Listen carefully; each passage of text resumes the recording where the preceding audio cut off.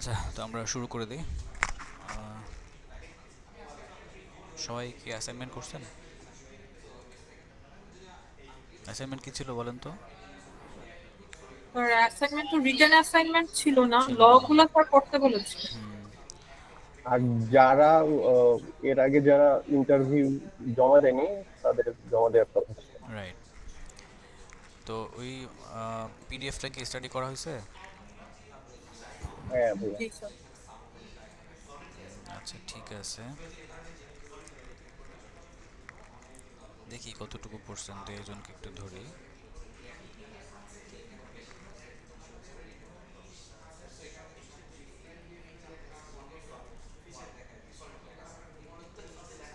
আচ্ছা,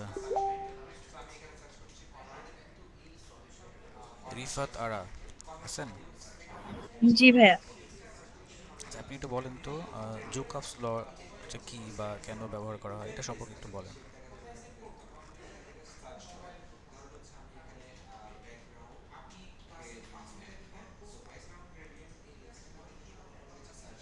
বলতে পারবেন?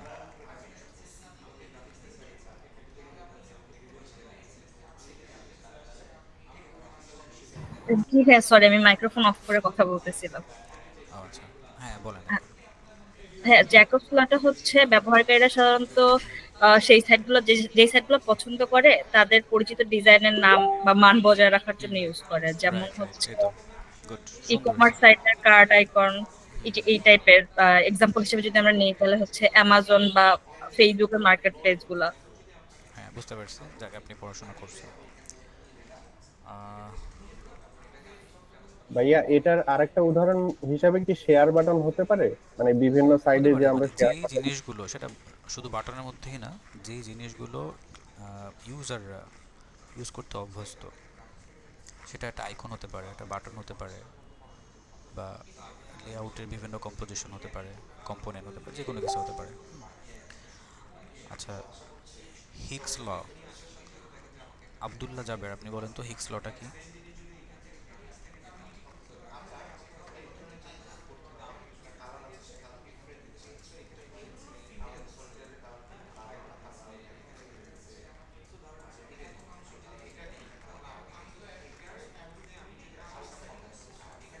নাবিল, আপনি বলেন তো মিলার্স লটা কি, এটা সম্পর্কে একটু বলেন।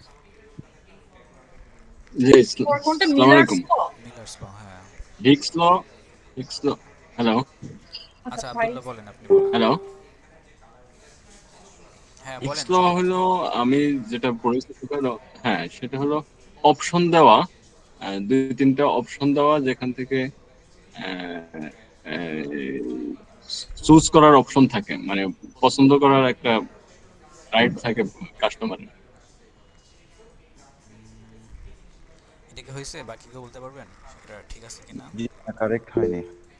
আচ্ছা, এটা কারেক্টটা কে বলতে পারবে, সঠিকটা? স্যার আমি বলতে পারবো। আচ্ছা আচ্ছা, হ্যাঁ বলেন।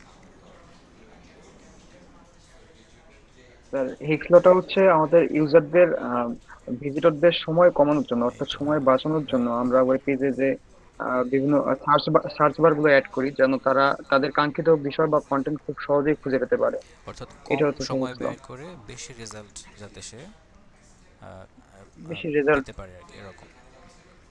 ঠিক আছে। সেজন্য অল্প সময়ে তার কাঙ্ক্ষিত কন্টেন্ট খুঁজে পেতে পারে রাইট। এজন্য। হ্যাঁ, গুড, সুন্দর হয়েছে এটা, থ্যাংক ইউ।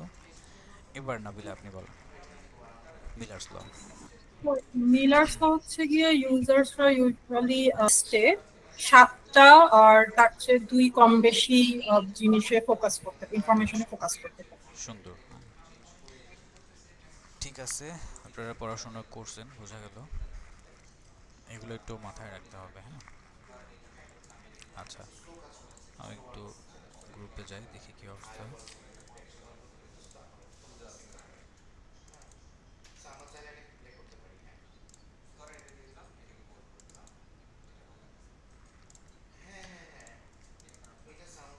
লাস্ট ক্লাসে গ্রুপ ভাগ করার পরেও এরকমভাবে কোনো রেসপন্স নাই, দুই একজন ছাড়া। দুই একটা ডাটা পাওয়া গেছে নতুন, এছাড়া আর কারো ওরকম কিছু পাইলাম না।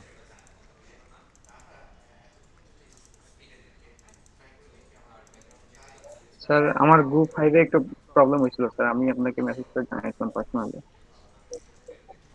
আচ্ছা, কি প্রবলেম এখানে বলতে পারেন, সমস্যা নেই। স্যার ওই যে একটু ফ্যামিলি প্রবলেম ছিল স্যার, সিকনেচার কারণে। আচ্ছা, এই জন্য স্যার অ্যাসাইনমেন্টটা মানে ইন্টারভিউটা সাবমিট করতে লেট হচ্ছে স্যার। ওকে। স্যার আমারও গ্রুপ নিয়ে একটা সমস্যা আছে। গ্রুপ 1-এ আমরা 3 জন ছিলাম। তো ওইটা করেন নাই, ওইটাই ছিল মূলত মেইন অ্যাসাইনমেন্ট। আচ্ছা, যাই হোক, অনেকেই করেন নাই। আপনাদের গ্রুপটা থাকবে একদম শেষ ক্লাস পর্যন্ত। যে গ্রুপগুলোতে একজন আছেন বললেন, ওগুলো রিঅ্যারেঞ্জ করা হয়েছিল। আপনি হয়তো বা তখন রেসপন্স করেন নাই। ওই গ্রুপে আরও ছিল, তাদেরকে বিভিন্ন গ্রুপে, যারা অ্যাক্টিভ পার্সন ছিল তাদেরকে বিভিন্ন গ্রুপে ডিস্ট্রিবিউট করে দেওয়া হয়েছে।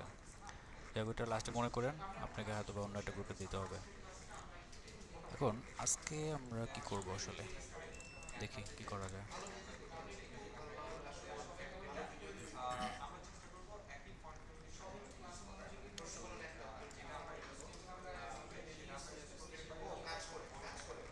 আচ্ছা, তো আজকে আমরা কিছু জিনিস একটু দেখব।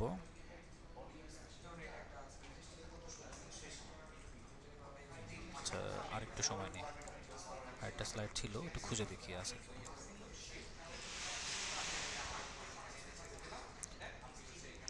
আচ্ছা, আজকেও আমাদের ডিসকাশন হবে, কিছু থিওরিটিক্যাল জিনিস আছে। এরপর আগামী ক্লাসে আমরা কার্ড সর্টিং করব, ওইখানে ইম্পর্ট্যান্ট একটা জিনিস। তো যাই হোক, হিউম্যান সেন্টার ডিজাইন অর্থাৎ ইউজারের নিড, তারপরে ডিএনডি কনসেপ্ট, এরপর এইচসিডি, এই জিনিসগুলো আমরা আজকে ক্লাসে একটু ডিসকাস করব। হ্যাঁ, এইচসিডি হচ্ছে এটা, এইচসিডি হিউম্যান সেন্টার ডিজাইন। তো হিউম্যান সেন্টার ডিজাইন বলতে কী বোঝায়, অর্থাৎ মানে মানব কেন্দ্রিক ডিজাইনগুলো, তাই না? যেহেতু আমরা মানুষ, হ্যাঁ, আমরা যে প্রোডাক্টটা ডিজাইন করব সেই প্রোডাক্টটাও কোনো একজন মানুষ ব্যবহার করবে। তাহলে আমাকে থিঙ্ক করতে হবে যে ওই প্রোডাক্টটা কীভাবে ডেভেলপ করলে মানুষটা ব্যবহার করতে গিয়ে সে ভালো একটা এক্সপিরিয়েন্স পাবে। এখন এই প্রোডাক্টটা যদি কোনো একটা প্রাণীর জন্য হয়, পশু পাখি, বা ধরেন কোনো একটা রোবটের জন্য যদি হয়, তখন কিন্তু এই এইচসিডির মেথডটা ব্যবহার করা যাবে না। অর্থাৎ হিউম্যান কেন্দ্রিক চিন্তাভাবনা তখন করা যাবে না। তখন চিন্তা করতে হবে ওই প্রোডাক্টের ইউজারের বিহেভিয়ার কেমন, বা তাকে কেন্দ্রিক। সেটা যদি কোনো একটা প্রাণী হয়, একটু আগে বললাম, বা প্রাণীর বাইরে কী হতে পারে, রোবট হতে পারে, আর কি হবে, এগুলোই তো। এখন হিউম্যান সেন্টার ডিজাইন সম্পর্কে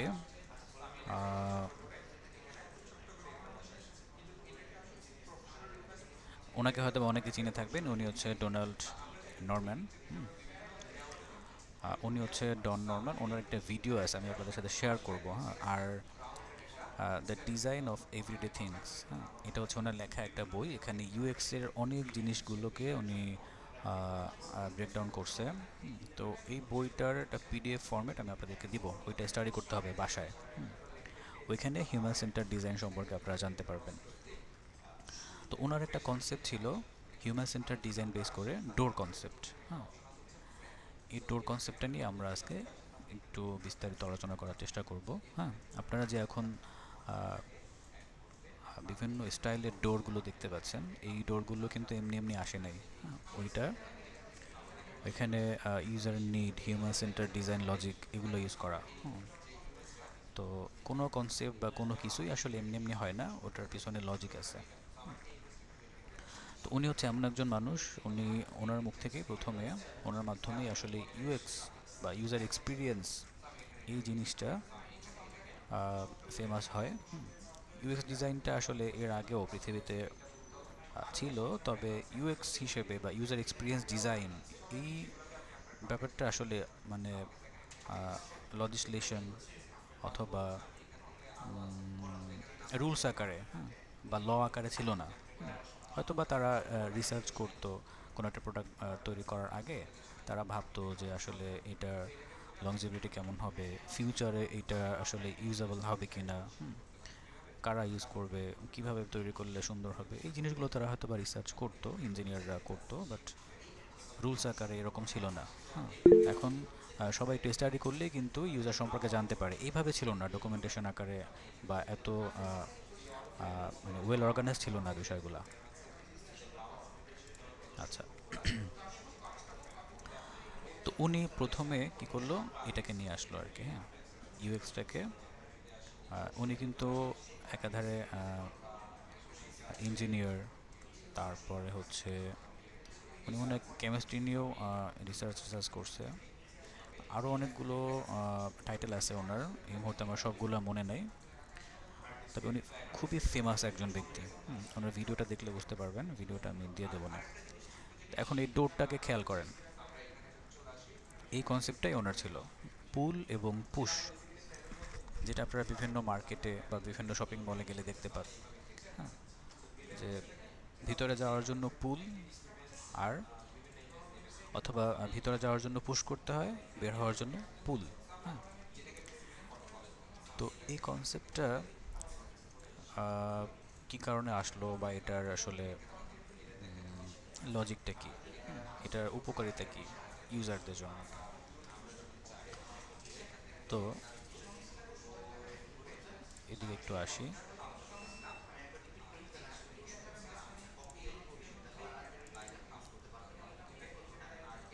একটা ভিডিও আছে, এটা একটু দেখেন।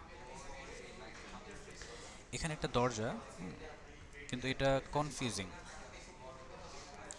অর্থাৎ এটার কনসেপ্ট হচ্ছে এরকম যে যখন একজন মানুষ বাইরে থেকে আসে এন্ট্রি নেওয়ার জন্য কোনো একটা জায়গায় বা কোনো একটা রুমে, তার কিন্তু একটা গতি থাকে, তাই না, একটা চলমান গতি থাকে। তো সে এসে যদি পুশ করে তাহলে খুব সহজেই কিন্তু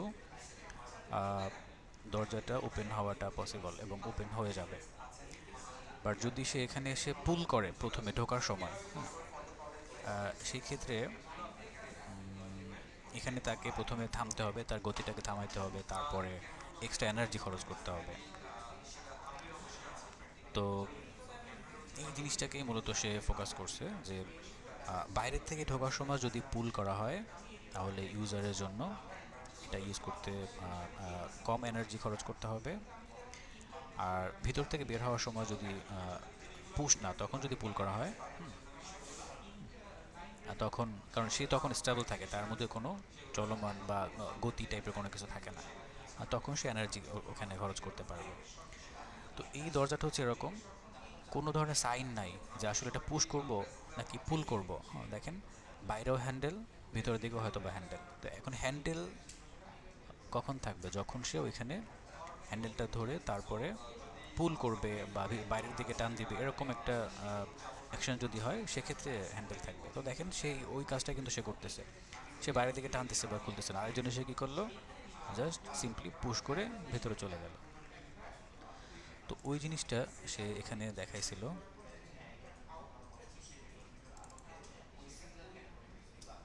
যে পুশ করার সময় সাইনটা যাতে এরকম রাখা হয়, যাতে করে কেউ এসে বুঝতে পারে, ভুল করে কেউ এখানে পুল করবে না। কারণ এখানে পুল করার কোনো মানে অবজেক্টই নেই যেটা ধরে আপনি পুল করবেন। তো এটা হচ্ছে পুল করার জন্য, এখানে পুশ করার কোনো অপশন নেই।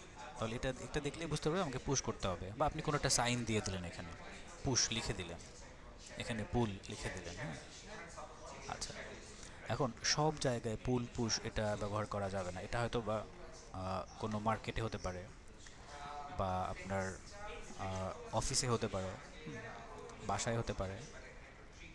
কিন্তু যদি এমার্জেন্সি এক্সিট হয়, অথবা এই দেখেন ফায়ার এক্সিট, এমার্জেন্সি এক্সিট, হ্যাঁ, অথবা যদি হসপিটাল হয়, হসপিটালের ওটি যদি হয়, ওটি টাইপের কোনো একটা এমার্জেন্সি জায়গা যেখানে এমার্জেন্সি রোগী নিয়ে আসবে, ধরেন এটা যদি এরকম হয় হসপিটালের একটা এমার্জেন্সি ওটি প্ল্যাটফর্ম, এখন এখানে আপনাকে বাইরের থেকে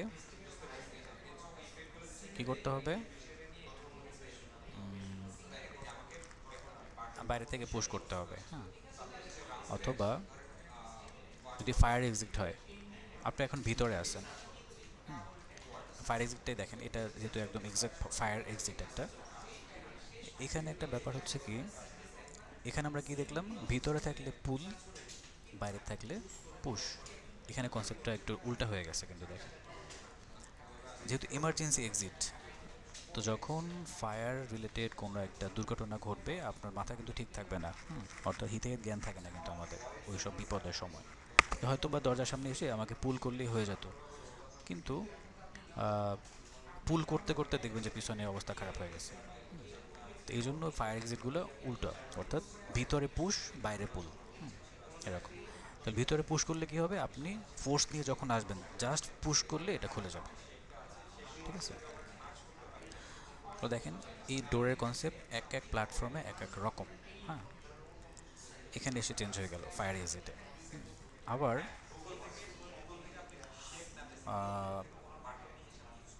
অপারেশন থিয়েটারে কিন্তু আবার ডিফারেন্ট। যখন আপনি স্ট্রেচারে করে রোগী নিয়ে আসতেছেন, হ্যাঁ, তখন খুলতে খুলতে কিন্তু অবস্থা খারাপ হয়ে যেতে পারে। তো সেক্ষেত্রেও বাইরের থেকে পুশ থাকবে, ভিতরে পুল। হ্যাঁ, ওখানেও এরকম। আবার যদি চিন্তা করেন যে এই ডোর কনসেপ্টটা আপনি মার্কেটে কোনো একটা শপিং মল সেখানে ব্যবহার করতেছেন, সেখানে পুল পুশ রাখাই যায়। তবে ওইখানে আবার কনসেপ্টটা চেঞ্জ হবে। ওইখানের কনসেপ্টটা নিয়ে উনি এভাবে বলছে যে ধরেন কোনো একটা শপিং মলে মানুষ যায় কি কেনাকাটা করতে যায়, তো এন্ট্রি নেওয়ার সময় হয়তো বা তার হাতে ওরকম কিছু থাকবে না, সে ইজিলি পুশ করতে পারবে, পুল করতে পারবে। আর যখন সে বাইরে আসবে কেনাকাটা করে, তার হাতে দুই হাতেই হয়তো বা শপিং করার জিনিসপত্র থাকতে পারে, দুইটা হাতেই ব্লক থাকতে পারে। তো সেক্ষেত্রে পুল বা পুশ কিভাবে করবে সে, তখন কিন্তু একটা বিপদে পড়বে। তো সেই সব ক্ষেত্রে আপনি দেখবেন বিভিন্ন শপিং মলে অটো ডোর দেওয়া আছে, অটো আনলক, অটো লক, এরকম। হ্যাঁ, সেন্সর বেসড। যখন আপনি সেন্সর বা দরজার সামনে যাবেন, সেন্সর ডিটেক্ট করে অটোমেটিক দরজাটাকে আনলক করে দেবে। আবার যখন আপনি বের হয়ে যাবেন, সেন্সর রেঞ্জ যখন আপনি ক্রস করে ফেলবেন, তখন আবার অটোমেটিক ডোরটা ক্লোজ হয়ে যাবে। তাহলে এই সেন্সরটা কিন্তু এমনি এমনি আসে নাই, ওনার কনসেপ্ট থেকে এই বিষয়গুলো চলে আসে। আবার একইভাবে যদি আপনি ওই সেন্সর ডোরগুলোকে কোনো সিকিউরিটি প্লেসে, যেমন কোনো ব্যাংক ব্যাংক টাইপের কোনো একটা জায়গায়, হ্যাঁ, যদি আপনি এগুলোকে লাগাই দেন, তাহলে কি হবে, চোর ডাকাত কিন্তু নিমেষেই ঢুকে যাবে তখন। যে ওখানে এসে দাঁড়াবে, সাথে সাথে ঢুকে যাবে, কোনো ভেরিফিকেশন নাই, কিছু নেই। ওই লোকটা কি কোনো কাস্টমার, নাকি চুরি করার জন্য ঢুকছে, নাকি ডাকাতি করার জন্য ঢুকছে, সেটা কিন্তু আপনি ডিটেক্ট করতে পারবেন না। সেক্ষেত্রে আপনাকে সিকিউরিটি ডোর অথবা অন্য কোনো সোর্স ব্যবহার করতে হবে। তাহলে এক এক জায়গার জন্য এক একটা কনসেপ্ট, কোথায় কোন প্ল্যাটফর্মে এটা ব্যবহার হচ্ছে সেটার উপর ডিপেন্ড করে কনসেপ্ট চেঞ্জ হবে। তো এই জিনিসগুলো আসলে উনি নিয়ে আসছে হিউম্যান সেন্টার ডিজাইন।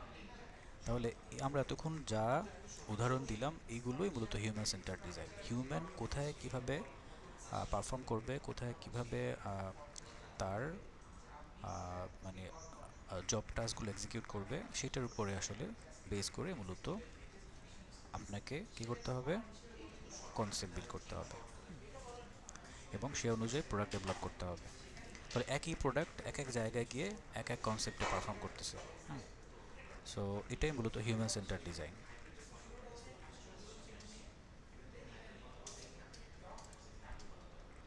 যেটা একটা এক্সাম্পল একটু আগে দেখলেন, আরেকবার দেখেন একটু, ঠিক আছে? যদি একটু ফানি, বাট এটা কিন্তু শিক্ষণীয় একটা জিনিস।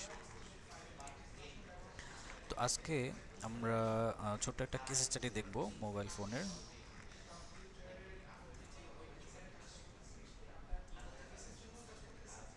ওকে,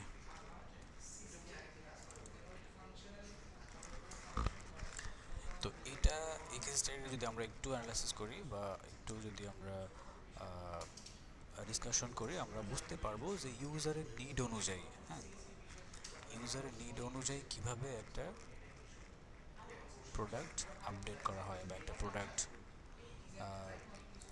রেভুলেশন হয়। এই জিনিসগুলো আসলে আমরা আস্তে আস্তে বুঝতে পারবো। যেমন এখানে একটা ফোন কীভাবে আপডেট হয়েছে সেই জিনিসগুলোকে কেস স্টাডির মধ্যে তুলে ধরা হয়েছে।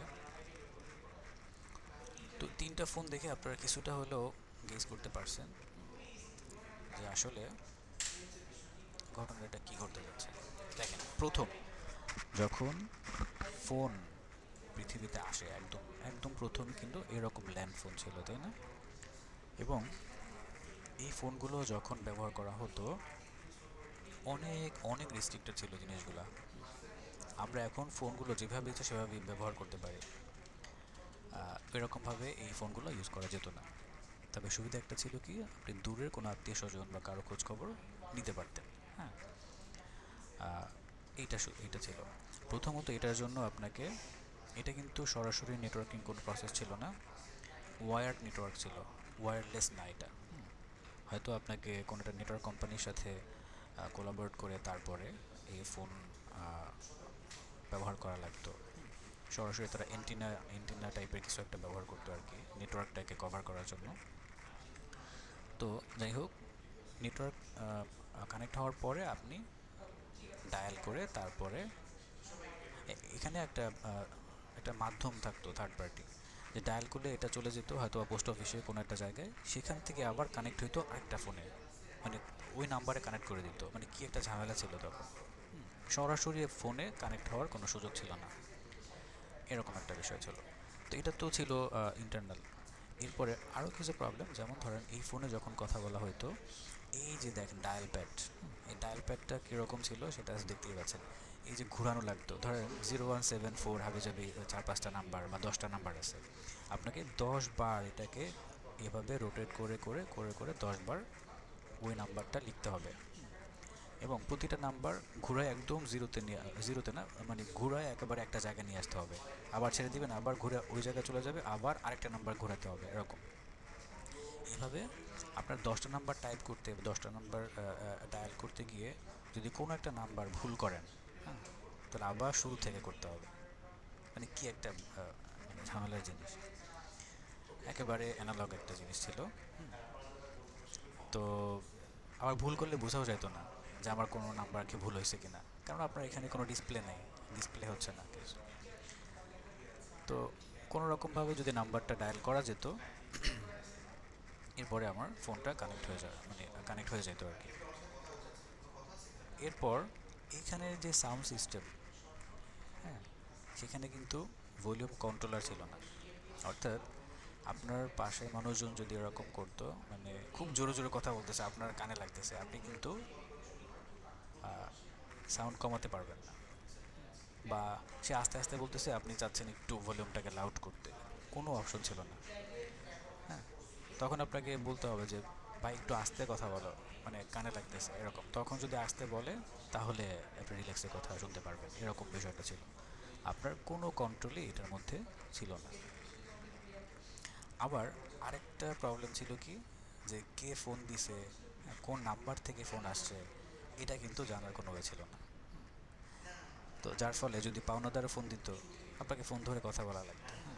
আবার ওই সময় যারা প্রেম করতো বিশেষ করে, তারা কিন্তু খুবই রিস্কের মধ্যে থাকতো।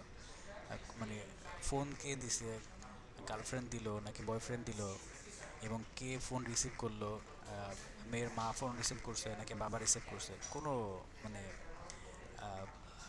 No way. হ্যাঁ, এটা বোঝার কোনো ওয়েই নেই, কারণ ডিসপ্লে নাই। কে ফোন দিছে, কোন নাম্বার থেকে ফোন আসছে আপনি জানবেন কীভাবে? ফোন ধরার পরে বোঝা যাবে যে এটা তো মেয়ের মা ধরছে। তাহলে তখনকার যুগে প্রেম করাটাও কিন্তু ডিফিকাল্ট ছিল। এখন যত সহজে কম্বলের নিচে বসে কত সহজে সুন্দর করে কথা বলা যায়, ওই সময় ছিল না। আরেকটা বিষয় হচ্ছে, এই ফোনটা কিন্তু একটা জায়গায় ফিক্স রাখা লাগতো, এটা নিয়ে আপনি বাইরে যেতে পারতেন না। তারপরে হচ্ছে হয়তো বা এক রুম থেকে আরেক রুমে নিয়ে যাওয়া যাইতো, তাও এটার যে ওয়্যার, ওইটার যদি বড় থাকে, কানেক্টেড থাকা লাগতো। তো আপনি এটা ওয়্যারলেস না, ওই ওয়্যারের দ্রুত যতটুকু ওইটুকু আপনি মুভ করতে পারতেন, এর বাইরে না।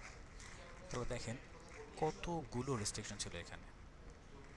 তো এইগুলোকে যখন ফোন কোম্পানি বা ফোন বিল্ডার যারা ছিল, ডেভেলপার যারা ছিল, তারা এই জিনিসগুলোকে যখন আইডেন্টিফাই করলো, হ্যাঁ, তবে মজার বিষয় হচ্ছে কি, তখন কিন্তু এই ফোনটাই ছিল সর্বসেরা ফোন, এটার বাইরে আর কোনো ফোন ছিল না। হ্যাঁ, এটার বাইরে আর কোনো কিছু, মানে কোনো অপশন ছিল না।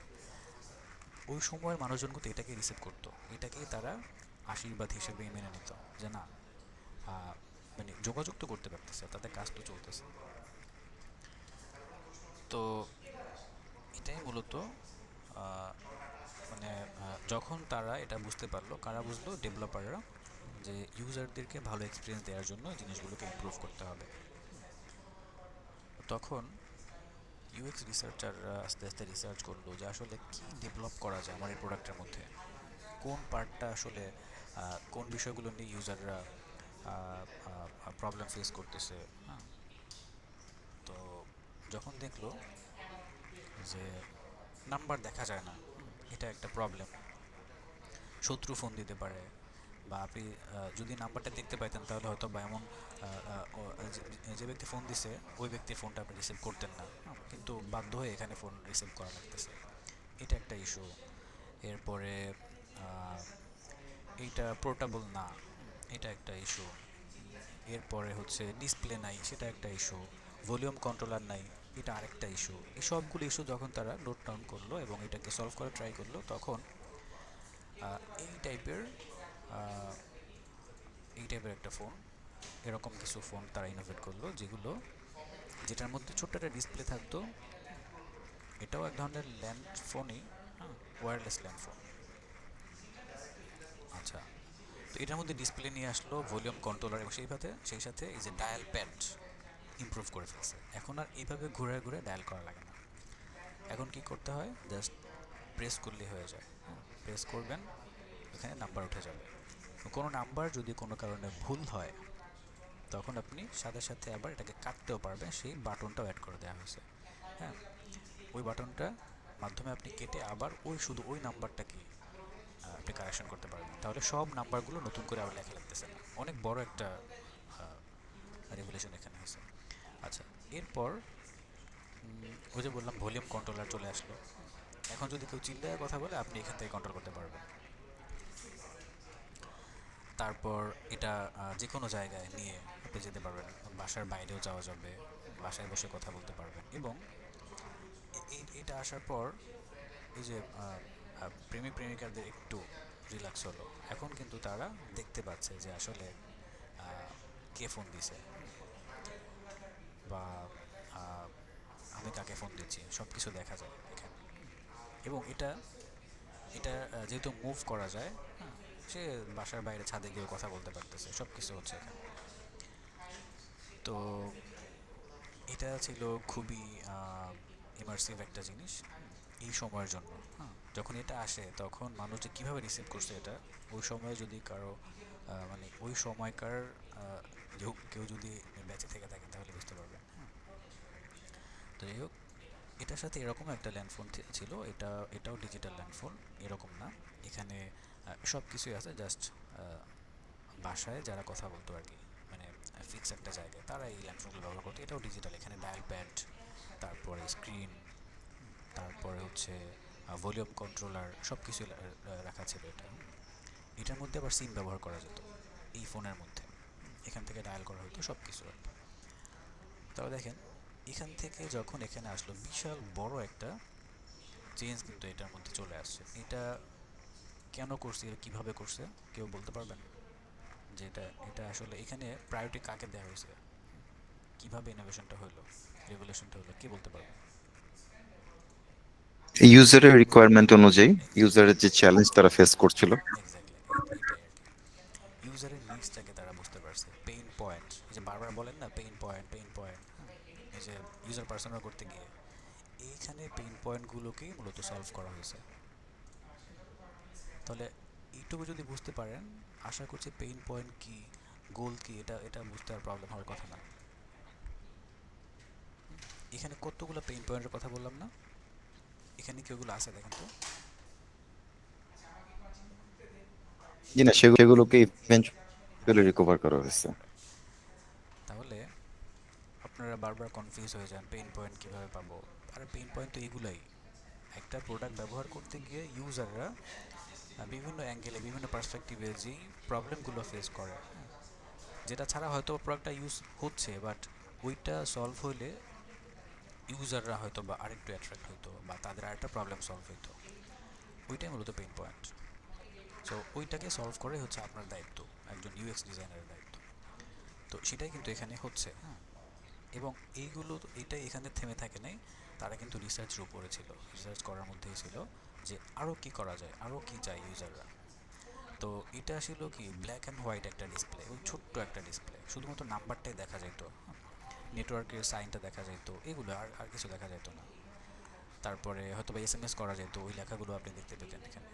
এরপরে দেখেন ওই ফোনগুলো আস্তে আস্তে ডেভেলপ করা শুরু হলো। এই যে দেখেন এখানে অনেকগুলো এরকম লম্বা লম্বা কী বলে এগুলোকে, এন্টিনা, হ্যাঁ, যে এন্টিনাওয়ালা কিছু ফোন বের হলো, হ্যাঁ, যেগুলো দিয়ে অ্যান্টেনা। আমটাম পারতেন না আপনারা, গাছের আম পারতেন কখনো এগুলো দিয়ে? অনেকে পারতো আর কি। মানে এতটাই মজবুত ছিল এই ফোন, মানে ইটের মতো শক্ত ছিল। এই যে নোকিয়া 1110, 1200 এই মডেলগুলো তো মানে একবারে ফেমাস, মানে যে ব্যবহার করতো সে শেষ হয়ে যেত, বাট ফোন আর শেষ হইতো না, এরকম অবস্থা ছিল। তো এই ফোনগুলো একটা সময় প্রচুর মার্কেটে চলছে, নোকিয়ার এই মডেলগুলো। তো দেখেন এগুলোতে কী কী চেঞ্জ ছিল একটু যদি দেখতে পারি।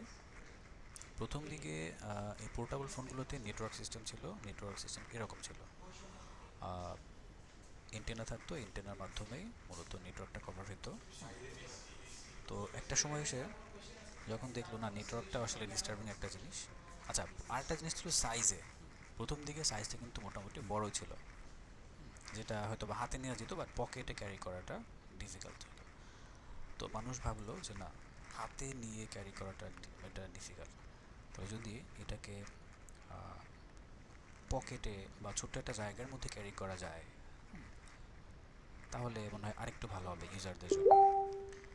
তো তখন তারা সাইজটাকে কম্প্যাক্ট করার চেষ্টা করলো, আস্তে আস্তে ন্যানো টেকনোলজি ইউজ করার চিন্তা ভাবনা করলো, যার ফলে সাইজটা কিন্তু কমে আসতেছে। তাহলে ডিসপ্লে একই রকম আছে, সব কিছু ঠিকঠাক, সাইজটা ছোট হয়ে গেল।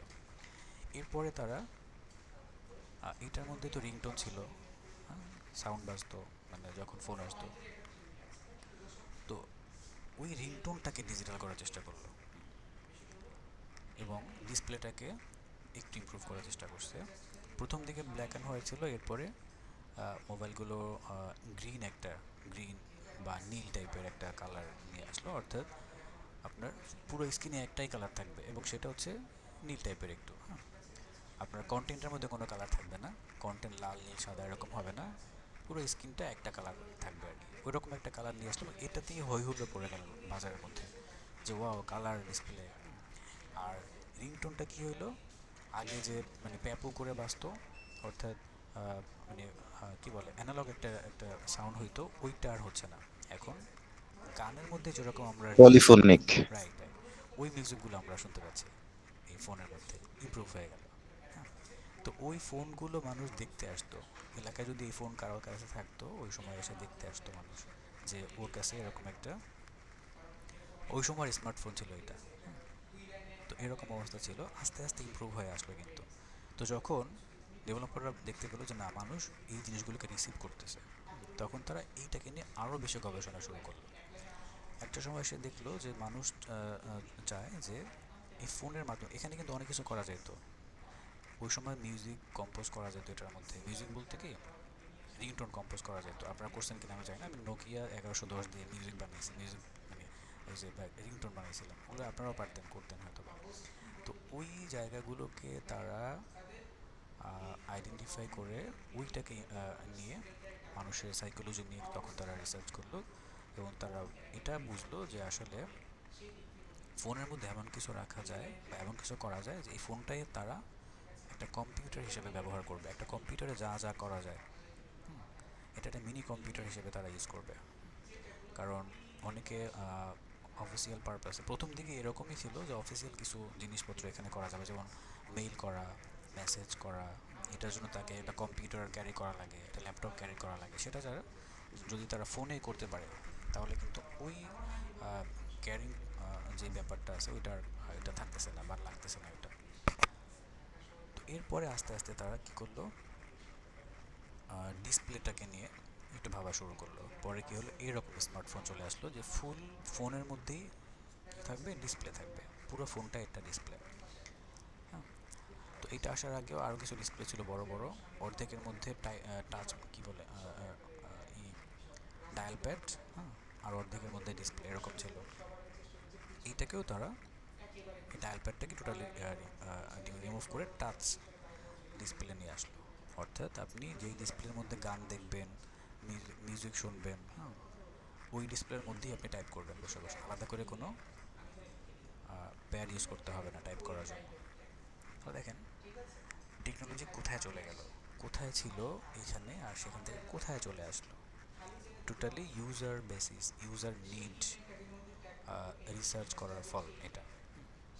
এরপরে মানুষ একটা সময় দেখলো যে ডিসপ্লেটাকে সবাই একটু বেশি করতেছে, যে টিভিতে যেরকম দেখা যায় ওই রকম রেজুলেশন যাতে থাকে ফোনে, তখন তারা এই ফোনের ডিসপ্লেটাকে ইমপ্রুভ করা শুরু করলো। প্রথম দিকে কিন্তু এত কালারফুল, এত ভালো ডিসপ্লে ছিল না, হ্যাঁ। তো এরপরে তার ডিসপ্লেগুলোকে আরও বেশি ইমপ্রুভ করা শুরু করলো। একটা সময় এসে দেখলো যে এটার মধ্যে আর কি করা যায়। তখন দেখলো মানুষ যদি কোথাও ট্রাভেল করতে যায় বা কোথাও যদি ঘুরতে যায়, হ্যাঁ, সাথে করে একটা ক্যামেরা নিয়ে যায় ছবি তোলার জন্য। কারণ অনেক মানুষ আছে ওই স্মৃতিগুলোকে একটু মানে ব্লক করার জন্য বা একটু লক করে রাখার জন্য তারা চায় ছবি তুলতে। কারণ ওই সব জায়গায় মানুষ সবসময় যায় না, হয়তো দূরে কোথাও ঘুরতে গেছে, ধরেন বান্দরবান গেছেন, খাগড়াছড়ি গেছেন, বা আপনি অনেক দূরে কোনো একটা জায়গায় গেছেন, সেটাকে আপনি প্রতিদিন যেতে পারবেন বা মনে চাইলে কি যেতে পারবেন? পারবেন না, বিভিন্ন ব্যান্ডেজ থাকে। তো হয়তো বা গেছেন কখনো ঘুরতে, ওই এনজয়েবল মুহূর্তটাকে আপনি চাচ্ছেন লক করে রাখতে কোনো একটা জায়গাতে। সেক্ষেত্রে কী করতো, অনেকে ক্যামেরা অনেক সময় নিজের থাকতো, অনেকের থাকতো না, আত্মীয় স্বজনের ক্যামেরা ভাড়া করে নিয়ে যেত বা বিভিন্ন স্টোর থেকে ভাড়া করে নিয়ে যেত। ওই জিনিসটাকে তারা পিক করলো যে ফোনের মধ্যে যদি করা যায়, ক্যামেরাটাকে ইনবিল্ট একটা ক্যামেরা দেওয়া যায়, তাহলে ওই জায়গাটা কিন্তু ইউজারের একটা প্রবলেম সলভ হয়ে গেল। তারা এই জিনিসটাকেই কিন্তু টাচ করছে, হ্যাঁ। তো দেখেন তারা ইউজারের সাইকোলজিটাকে কিভাবে কোন জায়গা থেকে টাচ করে এখানে নিয়ে আসে। প্রথম দিকে ক্যামেরা ছিল না, এবং ফোনের মধ্যে ক্যামেরা থাকবে কেউ মানে কল্পনা করতে পারে না যে একটা মোবাইলের মধ্যে ক্যামেরা চলে আসবে, আমি মোবাইল দিয়ে ছবি তুলতে পারবো, হ্যাঁ। এটা কেউ কল্পনা করছেন? ওই সময় যারা ছিল তারা কিন্তু ভাবতেও পারে নাই, কিন্তু ডেভেলপাররা ভেবে নিছে। সো ইউএক্স যত সহজ মনে হয় অত সহজ না, আপনাকে অলওয়েজ ইউজারদের নিয়ে পড়ে থাকতে হবে, ভাবতে হবে। তো কী বলবো, আমরা তো ওই ভাবতে গেলেই ব্রেনটাকে আর ব্যবহার করতে পারি না, অলস ইউটিউবে চলে যায়। সো যাদের অভ্যাস ইউটিউবে চলে যাওয়া তাদের জন্য এই ইউএক্স না। যাই হোক, দেখেন এরপর ফোনের ভিতরে ক্যামেরা চলে আসলো। এবার কি হয় যে আপনি ছবি তুলতে পারেন, আপনার চাহিদাও পূরণ হচ্ছে, কিন্তু এখানেও একটা প্রবলেম রয়ে যাচ্ছে যে ছবিটা অন্য কাউকে তুলে দেখাচ্ছে, ব্যাক ক্যামেরা আছে শুধু, ছবিটা তোলার জন্য কাউকে না কাউকে সাপোর্ট হিসাবে আপনাকে নিতে হচ্ছে, যে সে ছবি তুললে আপনি ছবি তুলতে পারবেন। তখন একটা প্রবলেম যে এখানে আপনার ছবি তোলার জন্য হয়তো বা আপনাদের এখানে 4 জন আছে, ফ্যামিলিতে 4 জন ঘুরতে গেছেন, একজনকে ছবি তুলতে হচ্ছে, তাহলে ওই ব্যক্তিটা কিন্তু বাদ পড়ে যাচ্ছে ছবি থেকে। এইটা একটা ইস্যু, এইটাকে তারা গবেষণা শুরু করলো। দেন তারা ডুয়েল ক্যামেরার ফোন বের করলো, সামনে একটা ক্যামেরা, পিছনে একটা ক্যামেরা, অর্থাৎ সেলফি ক্যামেরা, নিজের ছবি নিজেই তুলতে পারবে। তাহলে দেখেন মানে কতটা ডিপ রিসার্চ করলে এই জিনিসগুলো মাথায় আসতে পারে। হ্যাঁ, ক্যামেরা তো দিছি, আবার কি ওইটা দিয়ে তো তোলা যায়, ফোনটা একটু ঘুরে নিক না, সমস্যা কি হয়ে যাচ্ছে তো। কিন্তু না, ইউজারের চাহিদা কোন জায়গায় টাচ করছে গিয়ে, মানে এইটা মানে ব্রেইনটা সূক্ষ্ম না হলে আপনি কোনোভাবে এই জিনিসগুলোকে রিয়েলাইজ করতে পারবেন না। সো এটাই হচ্ছে বিষয়, থিঙ্কিং পাওয়ার ডেভেলপ করতে হবে। তো এখান থেকে এই কেস স্টাডি থেকে আজকে যদি কিছু শিখতে না পারেন তাহলে এই কোর্স বাদ দিতে পারেন, এখান থেকে আপনার কিছু শেখার নেই। ওকে, তো যাই হোক, এরপরে ফ্রন্ট ক্যামেরাটা এখানে অ্যাড হলো। দেন এবার ইউজাররা হ্যাপি যে তার ছবিটা নিজেই তুলতে পারতেছে এবং সে বাদ পড়তেছে না এখন আর, তার ফ্যামিলির ফটো তুলতে গিয়ে সে আর বাদ পড়ছে না, সবাই একসাথে এখন ছবি তুলতে পারতেছে। তো দেখেন কোথায় ছিল কোথায় চলে আসবে। অর্থাৎ ফোনের কাজ কি শুধু কথা বলা, তাহলে এই কথা বলাটাই তো মানে ইমপ্রুভ করে দিলে হয়ে যেত। হয়তো কথা বলতে গিয়ে যেই ইমপ্রুভমেন্টগুলো দরকার, ভলিউম কন্ট্রোলার, তারপর হচ্ছে এখানে ডায়াল প্যাড ইমপ্রুভ, তারপর ডিসপ্লেতে নাম্বার প্রিভিউ করাটা এনাফ ছিল না? এরপরে সাইজ কম্প্যাক্ট করা এনাফ ছিল তো। তাহলে এখানে মিউজিক অ্যাড করার কি দরকার ছিল? মিউজিকটাকে ডিজিটাল করা, ডিসপ্লেটা ডিজিটাল করা কোনো দরকার ছিল? থিঙ্কিং আসতেছে? আচ্ছা, এটা হচ্ছে মানে এটাই মূলত ইউজার ডিফাইন করে, ইউজার প্রবলেম ডিফাইন করে সলিউশন করে দেওয়াটা। তো যাই হোক, ক্যামেরা চলে আসলো এবং ডুয়েল ক্যামেরা অর্থাৎ সেলফি ক্যামেরা, ব্যাক ক্যামেরা দুইটাই তারা নিয়ে আসলো, এবং তখনও দেখলো যে ইউজাররা এটাকে এত সুন্দর করে রিসিভ করলো, মানে পুরো একটা ইমার্সিভ পরিবর্তন নিয়ে আসলো এই ইন্ডাস্ট্রিতে, ফোন ইন্ডাস্ট্রিতে। হ্যাঁ, তখন ফোন কোম্পানিগুলোর মধ্যে একটা কম্পিটিশন শুরু হলো যে কার ফোনের ক্যামেরা কত ভালো করা যায়, কার ডিসপ্লে কত সুন্দর করা যায়। এবং মানুষগুলো এভাবে রিসিভ করতে লাগলো যে যেই কোম্পানির ফোনের ডিসপ্লে ভালো, যেই কোম্পানির ফোনের মধ্যে ক্যামেরা ভালো, ওইগুলোকে রিসিভ করা শুরু করলো। হ্যাঁ, তখন তারা বুঝতে পারলো যে আমাকে কোন জায়গাটা ইমপ্রুভ করতে হবে, অর্থাৎ ইমোশনাল জায়গাটা আসলে কোন জায়গায়, মানুষ কোন জায়গায় গিয়ে মানে এই ফোনটাকে আসলে ইমোশনালি কোন জায়গাটাকে তারা নিচ্ছে এই ফোনের ভিতর থেকে। তখন দেখলো যে ক্যামেরাটাকে খুব বেশি প্রায়োরিটি দিচ্ছে। অর্থাৎ ছবি তুলতে গিয়ে হয়তো বা কিছু কিছু ক্যামেরার রেজুলেশন খারাপ থাকার ফলে ছবিটা অত ভালো আসতো না, বা ভিডিও করতে গিয়ে, ও আচ্ছা এখানে আরেকটা বিষয়, প্রথম দিকে কিন্তু ভিডিও ছিল না, শুধু ক্যামেরায় ছবি তোলা যেত। হ্যাঁ, এখানে একটা বিষয় ছিল যে শুধু ছবি তুলতে পারতো, ভিডিও করতে পারতো না। এখন অনেকের এরকম চাহিদা ছিল যে ভিডিও করতে গেলে আবার আরেকটা ক্যামেরা নেওয়া লাগতেছে, তাহলে থেকে প্রবলেম তো থেকেই গেল। তখন আস্তে আস্তে ভিডিওটাকেও তারা ইমপ্রুভ করে দিল ফোনের মধ্যে, এবং ফোনে তারা স্টোরেজ সিস্টেম রাখলো, ভিডিও করলে ওইখানে থাকবে, আপনি ওখানে গান রাখতে পারবেন বা আদার্স ফাইলগুলোকে স্টোর করে রাখতে পারবেন। হ্যাঁ, সব কিছু কিন্তু ইউজারের নিড। হ্যাঁ, যে স্টোরেজ সিস্টেম কি ছিল এক সময় ছিল না কিন্তু। তাহলে বুঝলো কীভাবে এটা রাখতে হবে? ওই যে অফিসিয়াল ফাইল, আপনি গান শুনতে ভালোবাসেন, ভিডিও দেখতে ভালোবাসেন, সেগুলো কীভাবে দেখবেন? ডিসপ্লে দিল, আপনাকে ভালো একটা স্পিকার দিল, ক্যামেরা দিল, এখন ডিসপ্লে দিয়ে আপনি গান শুনবেন, নাটক দেখবেন, সেইটাকে স্টোর করে রাখতে পারতেছেন। তখন মেমোরি সিস্টেম দিল যে যার যতটুকু স্টোরেজ দরকার সে ওইভাবে অ্যাড করবে, 64 GB, তারপরে 120 GB, এরকমভাবে স্টোরেজগুলো তারা ডেভেলপ করলো আর কি। এরপরে তারা ক্যামেরা ডেভেলপমেন্টে ফোকাস করলো যে আসলে ইউজারদের ইমোশনাল জায়গা হচ্ছে এইখানে, ফোনের ক্যামেরাগুলোকে ইমপ্রুভ করা যায় কিনা। তখন তারা ফোকাস করলো ক্যামেরা ইমপ্রুভমেন্ট, এবং সেই সাথে ডিসপ্লেটাও যখন দেখলো ক্লায়েন্টরা বা ইউজাররা ডিসপ্লেটাকেও খুব বেশি প্রায়োরিটি দিচ্ছে, যে ডিসপ্লে রেজুলেশন কার কোনটা ভালো, বা ভালো রেজুলেশনের ডিসপ্লেগুলোকে ক্লায়েন্ট ইউজাররা বেশি পছন্দ করতেছে। যখন একটা কন্টেন্ট সে ওইখানে প্রিভিউ করে, দেখা যাচ্ছে কালার ভালো আসে না, বা ফেটে যায়, বা ডিসপ্লে ছোট থাকার ফলে বোঝা যায় না, তখন তারা এই দিকে ফোকাস করলো ডিসপ্লেটা সুন্দর করার জন্য, এবং সেই সাথে সাউন্ড কোয়ালিটি ইমপ্রুভ করে দিল, যাতে করে একদম স্টুডিওর মতো একটা ফিল ওখানে পায়, তবে ছোট আকারে, এমন ছোট যেটা পকেটে ক্যারি করা যায়, হাতে ক্যারি করা যায়, যে কোনোভাবেই একজন ইউজার যাতে ক্যারি করতে পারে। দেখেন সাইজ নিয়ে কিন্তু তারা এখন পর্যন্ত স্টিল নাও তারা কিন্তু এখনও পর্যন্ত কনসার্ন। তাহলে সাইজ কিন্তু খুব বেশি বড় হয়নি যেটা পকেটে আপনি ক্যারি করতে পারবেন না, এবং যেটার মধ্যে একেবারে এতটাই ওজন যে আপনি হাঁটতে পারতেছেন। ঠিক আছে, বিষয়গুলো খুবই ইম্পর্টেন্ট।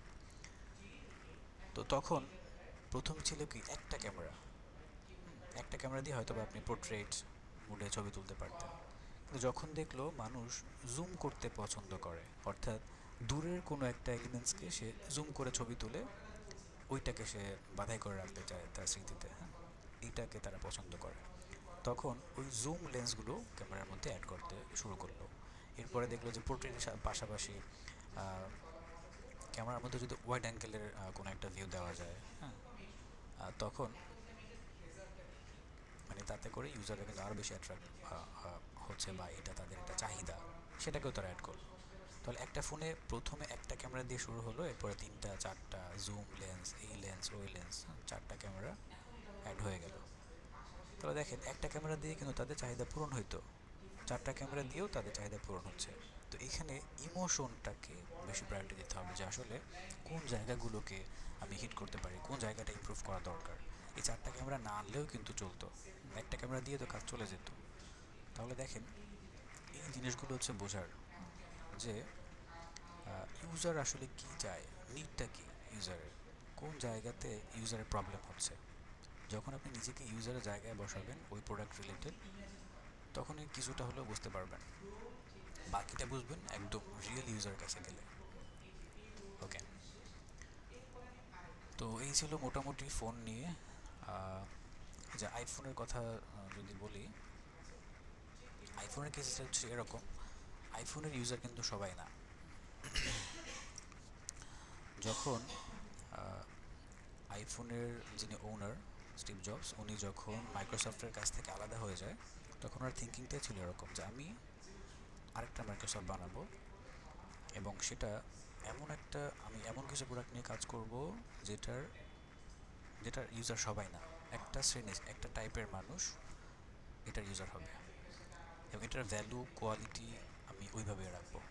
এটা তার একদম শুরুতেই তার থিঙ্কিংটা এরকম ছিল, যে কোনোভাবেই কোয়ালিটি আমি ফেলে দেবো না, এবং এটার ভ্যালুটাও, মার্কেট ভ্যালুটাও আমি ওইভাবে রাখবো। তো যখন জিজ্ঞেস করা হলো যে তোমার প্রোডাক্টের প্রাইস এত বেশি কেন, বা এই টাকা দিয়ে তো অন্য অন্য কোম্পানির 2-3টা ফোন কিনে ফেলা যায়, তোমার প্রাইস এত বেশি কেন? তো বিষয়টা এরকম ছিল যে তাদের কথা হচ্ছে এরকম, যে আমাদের প্রোডাক্ট সবাই ইউজ করবে না, একটা শ্রেণীর মানুষ ব্যবহার করবে, এবং তারা সবসময় কোয়ালিটি খুঁজবে। তো ওইটাই হচ্ছে আমাদের টার্গেট অডিয়েন্স। আমাদের টার্গেট অডিয়েন্স বা টার্গেটেড কাস্টমার সবাই না, কারা? কিছু পশ লেভেলের মানুষ, এবং সেটা কারা? কিছু মানুষ যারা হচ্ছে যারা ধরেন সোসাইটিতে তাদের নিজেদের একটু ভাব নিয়ে চলতে পছন্দ করে, বা যারা একটু ব্র্যান্ডের প্রোডাক্ট ব্যবহার করতে পছন্দ করে তারা। কিছু মানুষ আছে যারা একটু শো অফ করতে পছন্দ করে, তারা হচ্ছে তাদের টার্গেটেড কাস্টমার। আবার কিছু মানুষ পাবেন যারা টাকার দিকে তাকায় না। আমরা পড়ছিলাম কিন্তু কোনো একটা ইয়েতে, পিডিএফে, হ্যাঁ, যে তারা হচ্ছে কি করে, কোয়ালিটিটাকে এনশিওর করে, টাকা যতই যাক। তাহলে ওই মানুষগুলো মূলত আইফোনের কাস্টমার বা আইফোনের টার্গেটেড অডিয়েন্স। তাদেরকে বেস করে এইগুলো তৈরি করা হয় বা এই প্রোডাক্টগুলো ডেভেলপ করা হয়। তো এই আইফোনের কাস্টমার সবাই না, এটাও কিন্তু মোটামুটি ভালো একটা কেস স্টাডি। এখানে অনেক কিছু শেখার আছে, যে আপনি একটা প্রোডাক্ট ডেভেলপ করবেন, কাদেরকে টার্গেট করবেন, সেটা যদি না বুঝেন তাহলে ওই প্রোডাক্ট তো রিচ করবে না। আচ্ছা, তো মোটামুটি এটাই ছিল।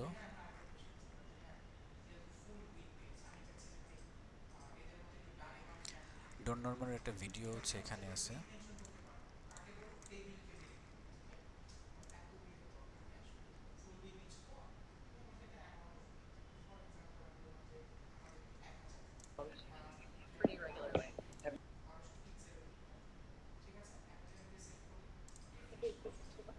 Me too, Kelsey. But here's the thing.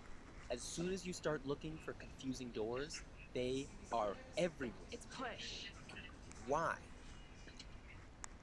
I feel like Roman Mars would know better. This is 99% invisible. And those doors you made, এই হচ্ছে You know, Don it's hard to নর্মান। describe what I am. well, owner he's কিছু been a কথাবার্তা professor আছে of যে psychology. কীভাবে I got so মানুষের সাইকোলজিগুলো So, read what, করে। well, cool. Tap it. And somebody Hey, what look they you look at it, there's no way of knowing what's possible. কি বলে, MacBook যদি কেউ ব্যবহার করে থাকে, এখানে একটা ট্র্যাক প্যাড আছে, তাই না? এই ট্র্যাক প্যাডের যেই রিয়াকশনটা, হ্যাঁ, ফিডব্যাকটা, হ্যাঁ, এটা হচ্ছে ট্যাপটিক ফিডব্যাক বলে মনে হয়। ওখানে প্রেস করলেই আপনাকে উল্টো একটা ফিডব্যাক দেবে, অর্থাৎ প্রেস করবেন হালকা একটু ভাইব্রেট হবে, বাট ওইটা কোনো বাটন না, কিন্তু জাস্ট একটা ভাইব্রেট দেওয়া, আপনাকে একটা ফিলিং দেবে যে না আমি প্রেস করছি, আমার এই প্রেসটা পারফেক্টলি অ্যাপ্লাই হয়েছে। আমরা বাটন প্রেস করি না, কি হয় বাটন নিচে চলে যায় এবং প্রেস হচ্ছে আমি এটা ফিল করতে পারি যে না বাটনটা পারফেক্টলি প্রেস হয়েছে, কারণ কি আমি দেখতে পাচ্ছি নিচে গেল, আমার ফিঙ্গার কিন্তু সেটা বলতেছে যে নিচে চলে গেছে এটা। ওইখানে ওরকম কোনো বাটন টাটন কিছু নাই, তারপরেও কিন্তু আপনি ফিল করতে পারবেন যে না প্রেস হচ্ছে, আমি ক্লিক করতেছি, ক্লিকটা পারফেক্টলি হচ্ছে। ওইখানে এরকম একটা টেকনোলজি ব্যবহার করা যে ইউজার যখনই এখানে প্রেস করবে, ক্লিক করবে, ওইখানে বাটন টাইপের কোনো কিছু না থাকলেও ইউজারকে ফিল দিবে, ওইটা সে বুঝতে পারবে আমি কোনো একটা বাটনে ক্লিক করছি বা আমার মাউসের বোতামে ক্লিক করছি, এরকম একটা ফিল সে পাবে। এটাও কিন্তু নর্মালের কোনো একটা or even triple tap. So discoverability, দেখেন এটা হচ্ছে একটা confusing door. when it's not there, well, you don't want to use them. Another is feedback. Feedback, এই হচ্ছে দেখেন ফিডব্যাক। আপনি এখানে চার্জারটা ইন করালেন, এখন আদৌ কি চার্জ হচ্ছে কি হচ্ছে না আপনাকে ল্যাপটপ ওপেন করে দেখতে হবে। এখন আপনি তো সবসময় ওপেন নাও করতে পারেন, বন্ধ করে চার্জ দিতে পারেন না, তো তখন আপনি ফিডব্যাকটা কীভাবে বুঝবেন? দেখেন ফিডব্যাক নেওয়ার জন্য এখানে একটা গ্রিন লাইট আছে, আপনি এটা দেখলেই দূর থেকে দেখলেও বুঝতে পারবেন যে না আমার চার্জটা পারফেক্টলি হচ্ছে। যদি দেখেন যে এটা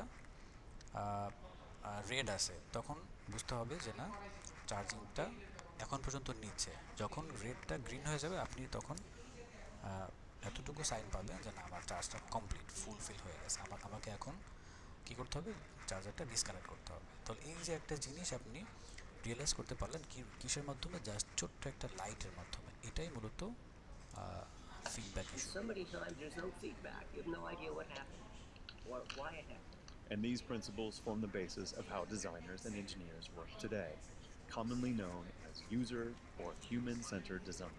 I decided at one point the word user was a bit degrading. Why not call people people? And it's amazingly simple and amazing. And from that to do. Then you এই prototype your হচ্ছে ওনার solution. Door and door test it. কনসেপ্টটা Here's what we should কীভাবে do. Build করছিল সেটা। To do. এই যে Then you prototype your solution and test it. Prototyping testing Quite করতেছে, often these are wrong. ঠিক আছে, But এটা each হচ্ছে time they prototype, go around the circle wrong. But each time ঠিক আছে, এটা হচ্ছে একটা prototype perhaps the human wrong centre to do. Door. Then you prototype push, your solution তারপর দিক দিয়ে pull. and test it. Quite often these are wrong. But each time we go around the circle, we do a better job. This has spread all on what about To water. sanitize or you push. This kind of push bar with the key হসপিটালের sticking ডোরের out কথা on one বলছিলাম না, side সেটা works কিন্তু well এখানে এই too, জন্য আবার so you can এখানে see এটাকে what ডিজাইন side করতেছে। you're supposed to push them. So many of them. এই There দেখেন are lots of things. So many of them. But we still have তো গাড়ির terrible, ডোর কিন্তু আবার terrible অন্যরকম। doors in the world. So many of them. There are lots of things in life that are fairly standardized, and therefore, whether I buy this house or not is not a function of whether it has good doors in it. So, except for safety reasons, doors tend not to be. But the tyranny of bad doors must end. I think that it's a really shitty design that they put a pull handle when it's a push. It should be a flat handle here and not a pull handle.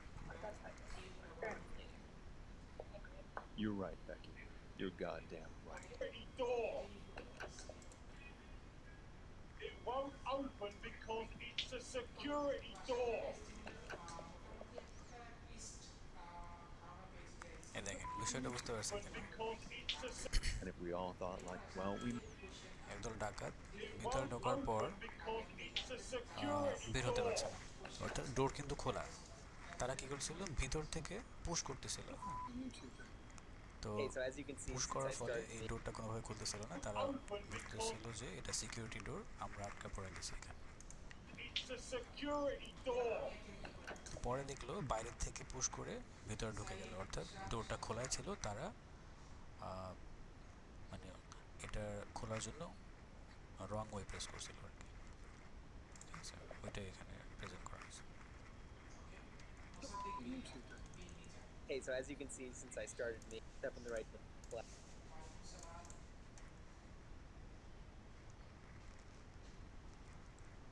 Okay, so এই ছিল আজকের topic.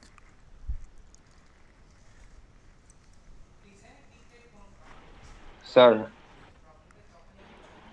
হ্যাঁ বলেন। Sir আসসালামু আলাইকুম। Sir আমি হচ্ছে sir কোনো গ্রুপ পাইনি স্যার। গ্রুপ পাননি? জি স্যার, ওই যে লাস্ট ক্লাসে স্যার একটু ডিসকানেক্টেড হয়ে গেছিলাম, তখন হয়তো আর অ্যাড করতে পারিনি, মানে করা হয়নি আর কি।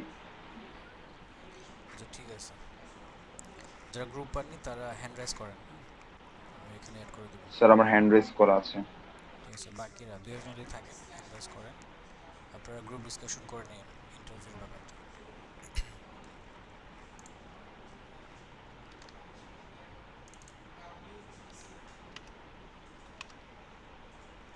তাহলে গ্রুপ পাননি হচ্ছে কয়জন? দুজন, আব্দুল্লাহ আর হচ্ছে sir yes. Arafatul Haider. Okay, sir তাহলে আমি কোন গ্রুপে এখন অ্যাড হব? ওয়েট করেন। Okay sir.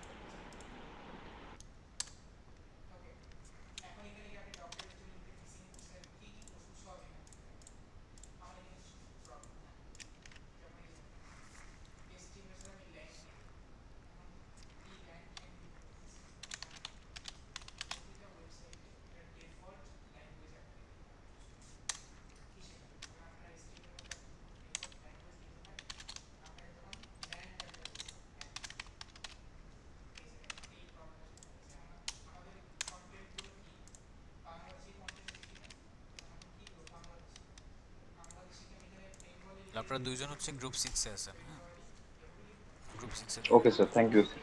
ঠিক আছে। জি স্যার। ওকে, আদিত্য রয় আপনি কি গ্রুপে নাই? স্যার ক্লাস কি আজকে শেষ? হ্যাঁ আজকে শেষ।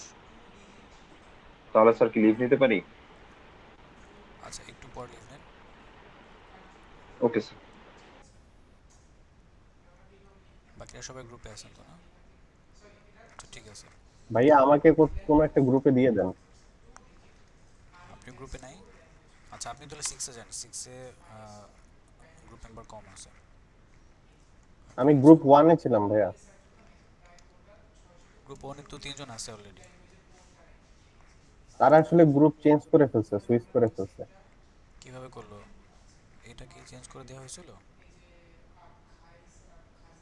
আচ্ছা আপনাকে আলাদা করে দিচ্ছি তাহলে। আপনি তাহলে 6 এ চলে স্যার যান। স্যার আমি গ্রুপ পাইনি। হ্যান্ড রাইজ করেন, ই করে দিচ্ছি, নাম অ্যাড করে দিচ্ছি। হ্যান্ড রাইজ করেন, আমি এখান থেকে নাম দেখে অ্যাড করে দিচ্ছি। স্যার আমি শায়লানুর ইভা, আমার নেটওয়ার্ক প্রবলেম ছিল দেখে আমি লাস্ট ক্লাসে আপনি গ্রুপ 3, কনফার্ম করতে। গ্রুপ 3 আপনি হ্যান্ড রাইজ করেন, আমি স্পেলিং দেখতে হবে।